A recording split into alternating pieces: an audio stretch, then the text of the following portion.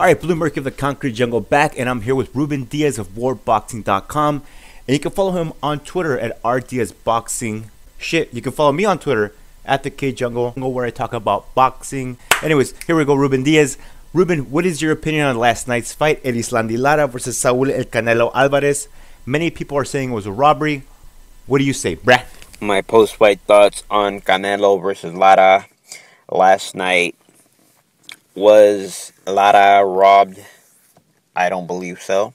However, I think anybody with a good pair of eyes, or even one eye that works, just doesn't see how Canelo could get a 117 to 111 scorecard given to him.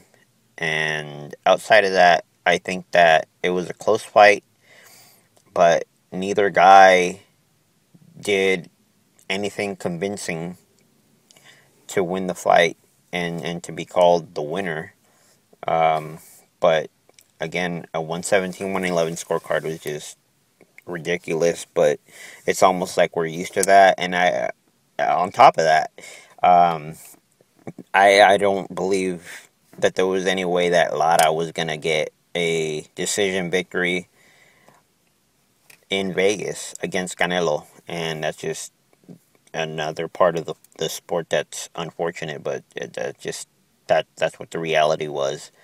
All right, Ruben, what's next for each guy? But before you tell me that, why, can you answer me this, why wasn't Saul Alvarez stopped?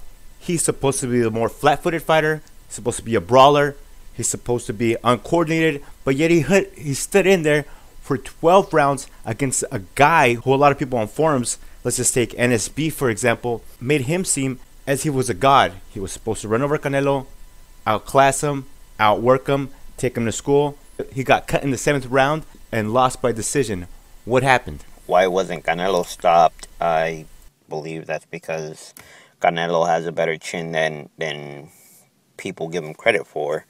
And besides the fight against Cotto's brother, he's never been rocked or wobbled or hurt in any way outside of that. And he recovered well in that round when he did get wobbled. As far as what's next for each guy, it's kind of hard to say for Lara, because he's just one of those guys that's hard to look good against. And his style presents problems for anybody, and his style might not be fan-friendly, but from a boxing fan standpoint, you know, he's there to perform, and he does his job, and he does it well. And I think he's still the guy to beat at 154.